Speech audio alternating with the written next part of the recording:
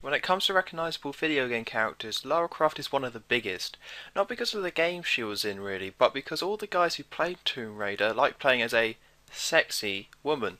I never really understood it myself, but nevertheless the Tomb Raider series has been going for years, although it has seemed to, like a lot of PlayStation 1 franchises, taken a turn for the worse after the original 3 games.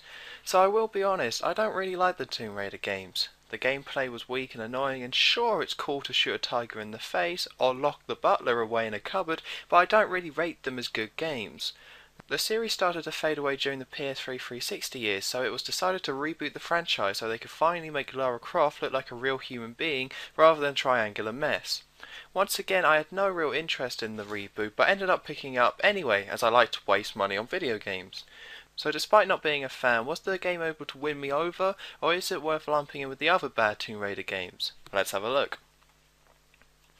The story is that Lara Croft is with a group of people who are looking for mysteries and the such, so Lara suggests going to the Dragon's Triangle. However, a storm wrecks their boat, leaving them stranded on an island, where Lara now must fight off Russian mercenaries while trying to get back home. The story itself isn't anything special, but I found myself getting sucked in due to a few choices the game developers make. At the beginning of the game, Lara isn't a strong female lead that you would expect, but is instead just trying to survive this ordeal. She really has a rough time on the island, and it makes you ultimately root for her and you want to see her succeed. When I heard this game was going to be about how Lara Croft became a strong and confident woman, I was sure it was going to play as well as Metroid Other M did, but they did a really good job. It isn't the focus of the story, and happens rather subtly, as there isn't one moment where she becomes a badass. She simply rises to the occasion to both survive and save her friends.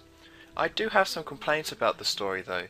It's really cool in the first half as a lot of crazy things happen on the island, and I liked the idea of having no idea as what was happening, as it made things mysterious and interesting. A bit like Lost though, when it was revealed what was happening, it was pretty disappointing. The ending is also pretty weak, and I don't fully understand how they could leave the island. Overall though, seeing a story centered around a character that you actually like and root for is pretty rare in a game, and it's something I really enjoyed. The gameplay can be described as a third-person action adventure, as there isn't anything major and different that defines it. You shoot guns, you use stealth, you climb mountains. While I've never played an Uncharted game, from what I can tell the gameplay from Tomb Raider is very similar to the Uncharted games.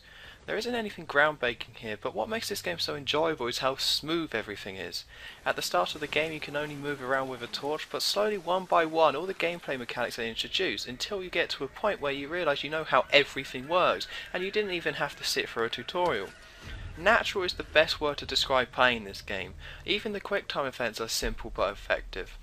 Whenever you acquire a new weapon you can upgrade it by using one of the base camps found on the island. You also gain points from performing actions in the game which can be used to gain new skills.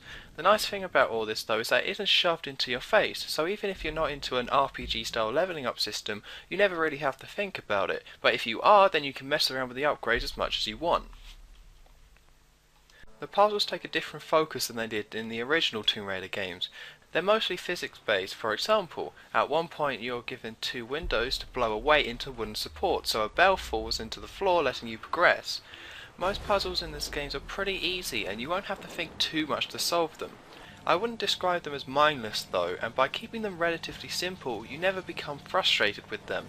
I'm so glad they took this approach, as it means there are no sections where you're confused about where to go next, as it's clear what you can and can't climb on.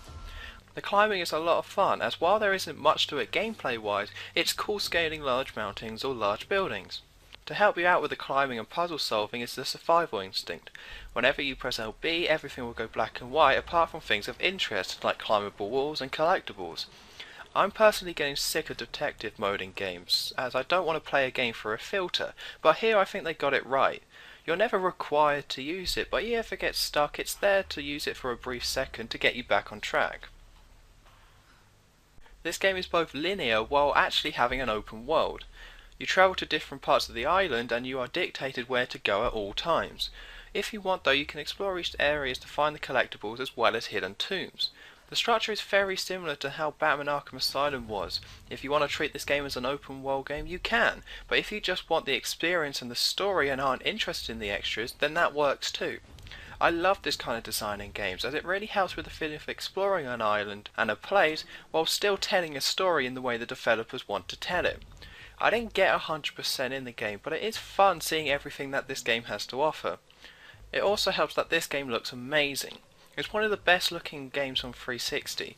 Each area is so detailed and there's a lot of variety to the locations despite the fact that you're only exploring one island. There are still some current gen problems though, like phasing through certain objects, but I can't complain due to just how great the game looks. The sound is pretty good, although one thing that was weird was Lara Croft's voice actor. Sometimes she did a really good job, but there are other times where she sounds kind of bored during dramatic moments. This game does have multiplayer, but I wasn't impressed by it. The matchmaking is sloppy and the third person controls make making precise shots kind of frustrating. I didn't buy Tomb Raider for the multiplayer though, so I don't mind, but if there's anyone who's interested in it, I say it's nothing special. This review is shorter than my other reviews, and that's because I don't have that much to say. Tomb Raider is just an awesome game.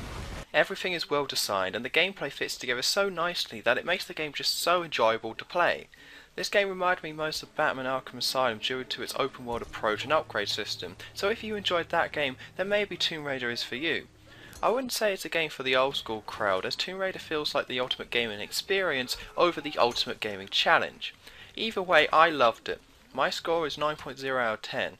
It's rare to play a game as effortless as Tomb Raider, and I can't wait to see what they come out with next in this now rebooted franchise.